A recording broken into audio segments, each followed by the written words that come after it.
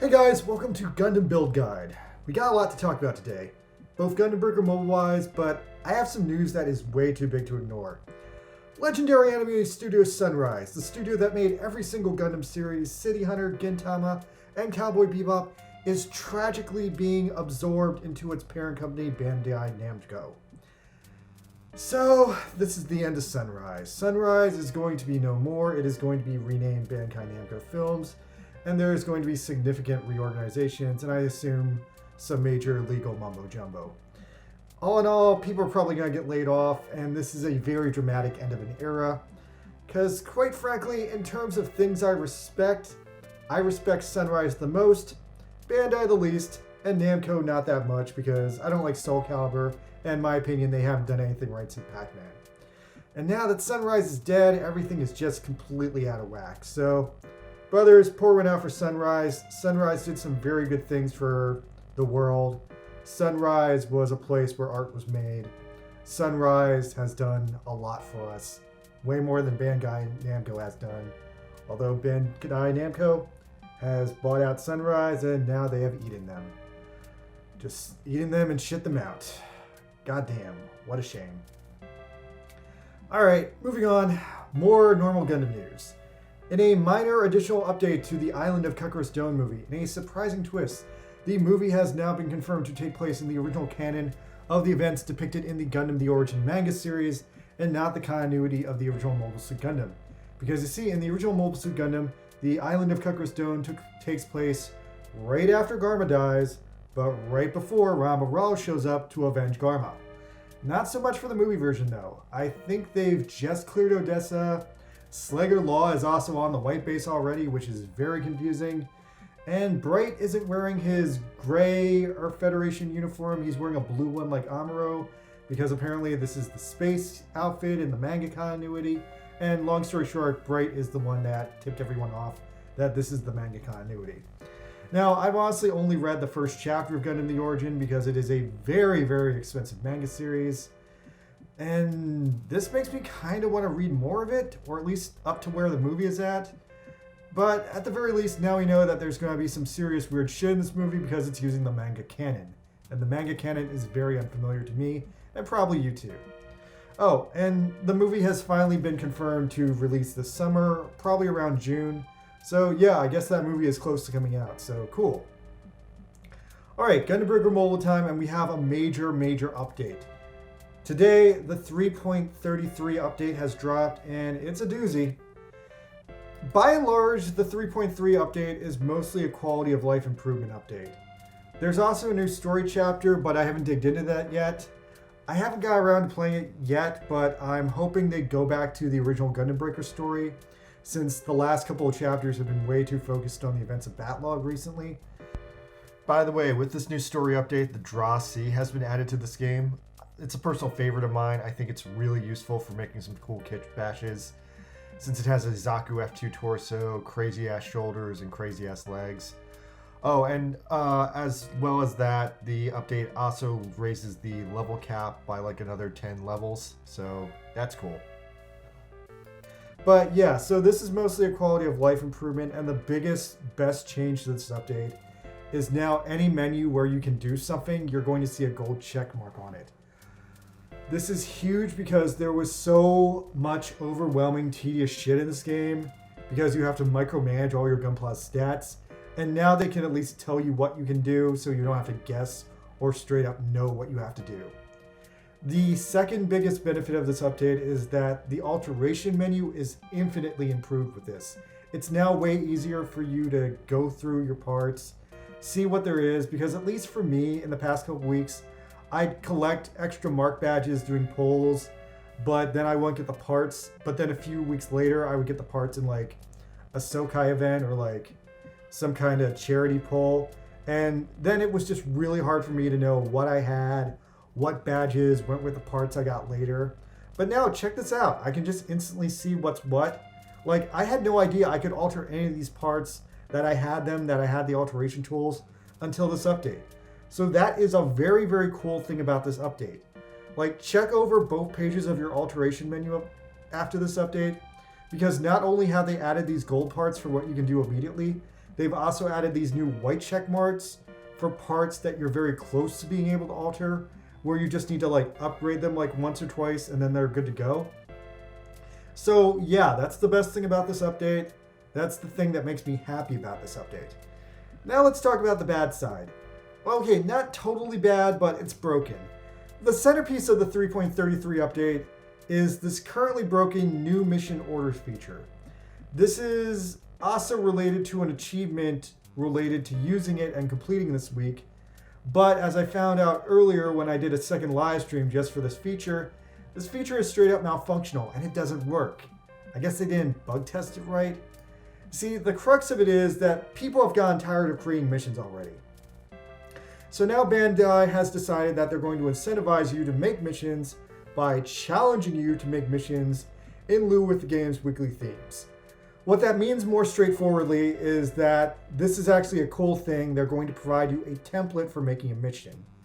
So they give you this template, and the template has a half-made mission already in it. You just have to finish out making the mission and upload it.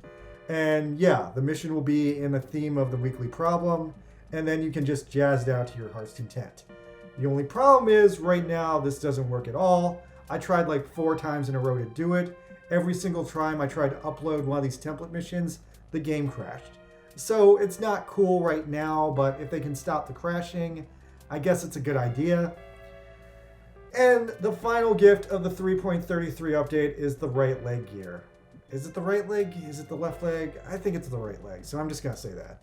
The right leg gear seems to be based around the rock, paper, scissors system of the power speed technique system that Gundam Breaker Mobile runs around. Only with these specific gears, you can now make a gunpla that can break through and overpower the system, therefore breaking the simple rock, paper, scissors rule. Now, I'm still experimenting with exactly how this works, but the idea of it seems to be that since normally the triangle goes that speed kills power, power kills technique, technique kills speed, if you use these parts, you can reverse the triangle, and then therefore you can make an unkillable gunpla. That's what I think these are for, and that's what I think I'm trying to do with my experiments with them right now. Maybe that's not actually what they do, but that's what I think they do based on the way they're being described. There might be some weird nerfing involved to actually stop you from doing it that way, like maybe if you reverse the polarity on them, then they don't work the way they're supposed to work. But I think they're just going to make you invincible, so I'm going to try pimping them out that way. And if it works, then in 2 weeks or so, my Shot Zeta will be invincible. Time will tell. Okay, so that's everything about the update. Now let's talk about the normal weekly problems in this game. So, we have another Gundam Battle Festival, and finally we're getting the fan favorite, the Tallgeese Flugel, a long requested mobile suit that is literally just the Tallgeese with Wing Zero's wings, and it's up against the Master Grade Scale Quebly. Now, despite my love of the Zeta Gundam, I decided to favor the Flugel because it was just so hyped up. Now, doing the double Sokai, I got 2 copies of the wings, and aside from the double Sokai, I need to severely caution you guys on pulling on either of the normal banners this week. Rates are down to the lowest they've been in recent memory, and out of 10 pulls, I only got 3 parts, and 2 of them came out of the boosted pulls from the double Sokai. And mind you that 2 of the boosted pulls in the double Sokai didn't get me shit. So rates are way down this week, guys. I mean, I know you guys are in love with the Flugel, but rates are way down. You're gonna waste your money, I'm warning you. Anyway, so the Tallgeese Flugel is an upgraded Tallgeese with the wings from Wing Zero's back on it. They also have this really cool ass bird symbol on it, which feels very Neo Zeon, even though it's from Gundam Wing, and I like it that way. However, despite the fact that it has Wing Zero's wings, it's actually another unit from Gundam Wing Glory of the Losers manga, and in that manga it turns out that Wing Zero actually stole the wings it has from this Tallgeese and not the other way around, as confusing as it is because of the whole reversal of the timeline thing. But the big Quebly is not to be entirely ignored. So yeah, on the other hand, we have this big Quebly. Now, the big Quebly, I didn't go for it because the rates were shit, but everyone on Reddit is freaking out that the big Quebly has an amazing EX skill called Pressure. Now, this sounds like it's the same EX skill that was on the Messala before, but apparently on the big Quebly, it has some really insane debuffing effects. It completely nerfs melee attack, melee defense, beam resist, and EX skill recovery, making it the most OP debuff skill ever put into the game, which means it's going to be very overpowered for PvP.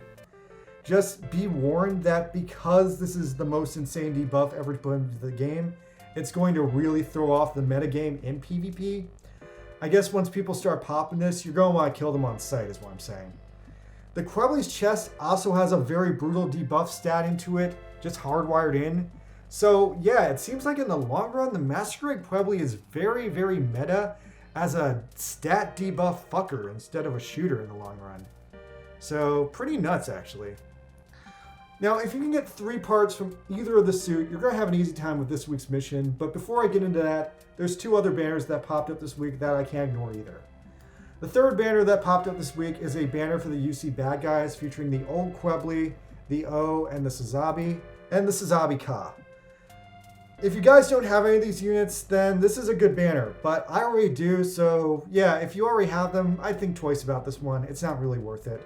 And beyond that is the SSSS Superhuman Samurai Cyber Squad banner. Yeah, so that banner costs like fucking $40, and that's a pretty big joke to everyone, so I guess no one's doing that. And yeah, that's all the banners this week. So let's talk about this week's mission.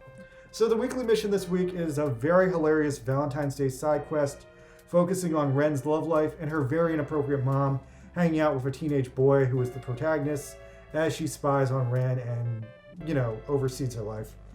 Ren's mom is kind of my type of woman, but she reminds you when you try to hit on her that she's a happily married woman in this game. And yeah.